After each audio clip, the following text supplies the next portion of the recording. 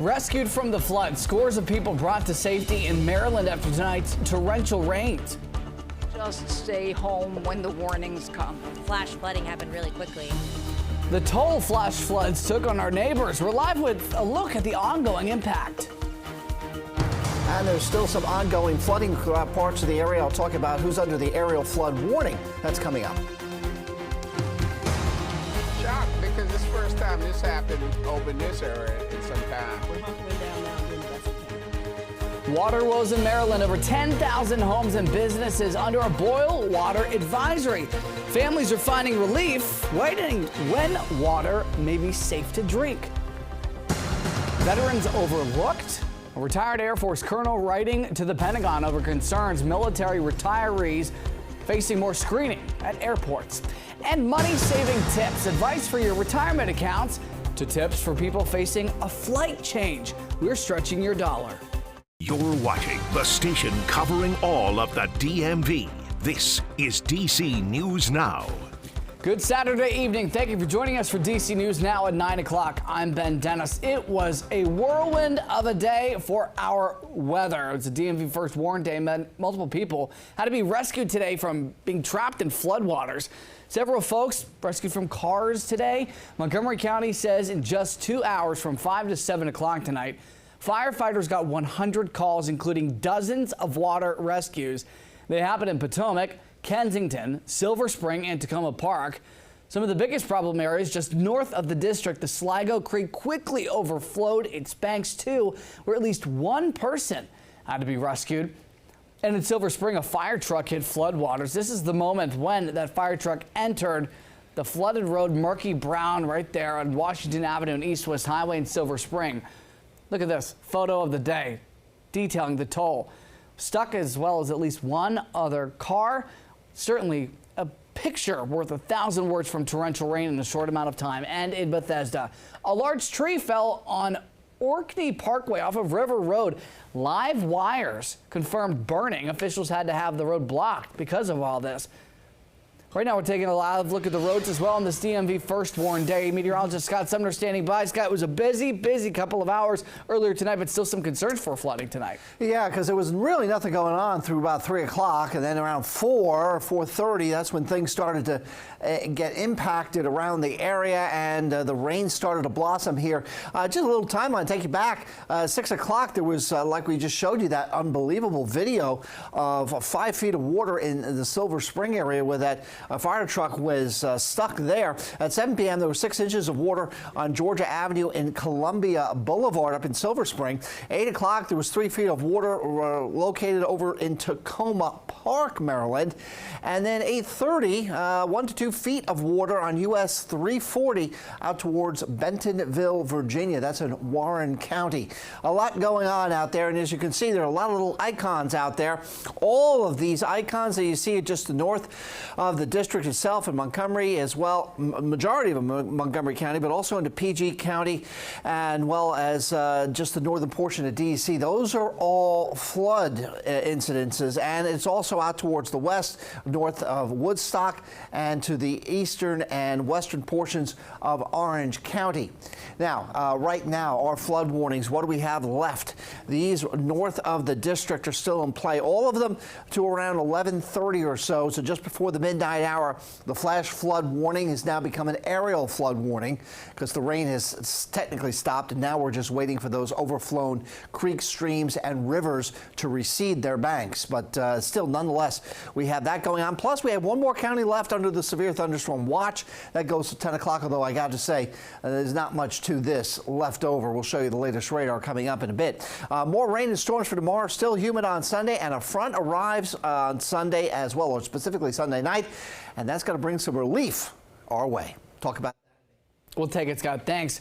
Several hours of flooding on major highways and smaller side streets caused anxiety for some drivers that we spoke with, no doubt navigating those dangerous road conditions. Our Stephen Cohen has been surveying the local impact. He joins us live right now. Stephen, what's the latest out there in Montgomery County? Well, Ben, as you and Scott have been explaining, the flooding is especially pronounced around the Rock Creek Park area where we are right now. Sligo Creek, it was especially bad. The National Zoo, that took it pretty bad, those neighborhoods around there. And as you already mentioned, in Montgomery County around River Road, a lot of traffic disruptions. We were not long ago around East-West Highway in suburban Maryland, and we heard from some neighbors firsthand about the anxiety they experienced from the rush of running waters. Here's what they had to say. Well, I was actually coming back from D.C. and I was driving up this way and I got caught in 16th Street. It was so submerged. I took a back road, could see down this way. You could see a fire truck submerged in water and then a white car in front of me almost completely submerged. It was, flash flooding happened really quickly. It's been a very wet afternoon. It's something we have to be very aware of and careful and respect. And so what all these people are doing here, the fire, the rescue people are doing, the personnel, I admire very, very deeply.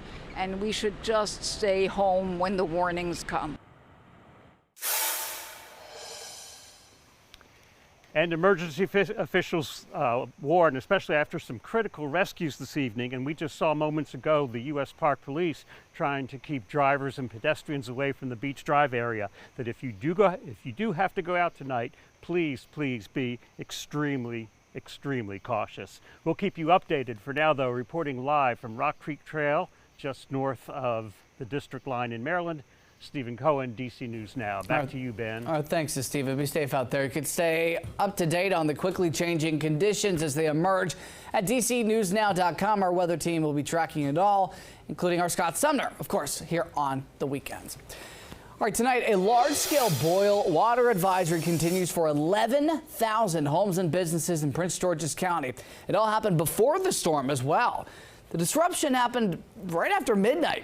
Overnight, WSSC water customers in Hyattsville, Cheverly, Seat Pleasant, Capitol Heights, and other areas impacted.